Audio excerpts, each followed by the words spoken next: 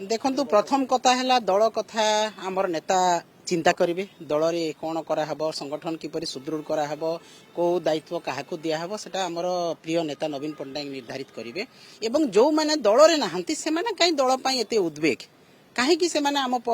दल पछरे पड़ी आम कौन करूँ कौन आम नेता गोटे आम दल गोटे आम सर्वमय नेता होती नवीन पट्टनायक से जहाँ निर्देश देवे आम मानबू दल एक सब बेले आम रहीचु दल सहित रहीचु आम कर्मकर्ता महिला नेत्री समस्ते आम दल सहित रहीचु आम छामुआ संगठन नेत्री से कर सारी आम विभिन्न समय मीटिंग करूँ से मीटिंग तांकर आदेश अनुसार होउची तांकर निर्देश रे होउची दलर सभापति होउछंती प्रिय नवीन पट्टनायक महोदय से दल रे काहाकू रखिबे काहाकू आनिबे क्या किए आसिले दल संगठित हेबो एटा तांको काम